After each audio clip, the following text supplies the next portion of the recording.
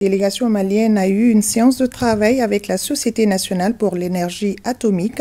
Il s'agissait pour les deux parties d'approfondir les discussions en vue d'accélérer la mise en œuvre des mémorandums d'entente signés en octobre dernier.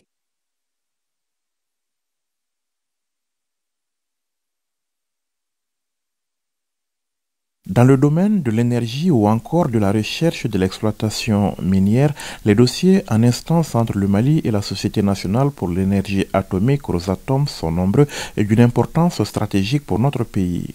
Pour les membres du gouvernement appuyés par les équipes techniques, il s'agit à présent d'approfondir les discussions sur les mémorandums d'entente signés en octobre dernier.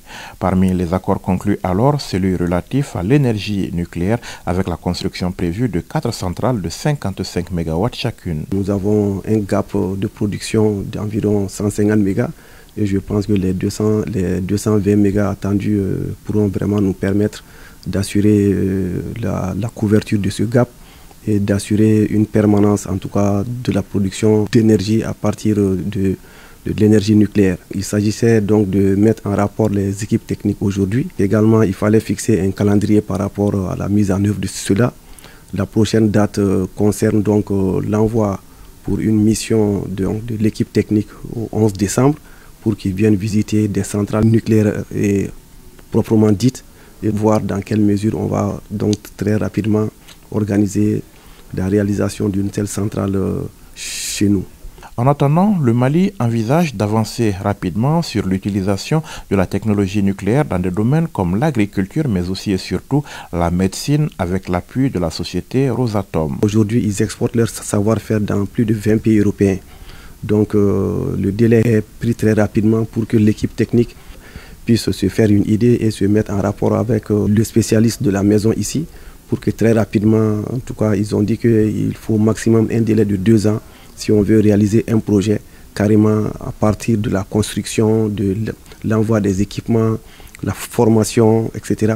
Donc ça peut prendre 2 ans. Mais si déjà nous avons des hôpitaux qui ont des blocs capables d'accepter ou de recevoir ces équipements, je pense que le délai peut être largement réduit. En matière d'énergie, les besoins de notre pays sont grands et le Mali fonde beaucoup d'espoir sur la mise en œuvre du mémorandum conclu avec Novawind, une des nombreuses filiales du géant russe du nucléaire.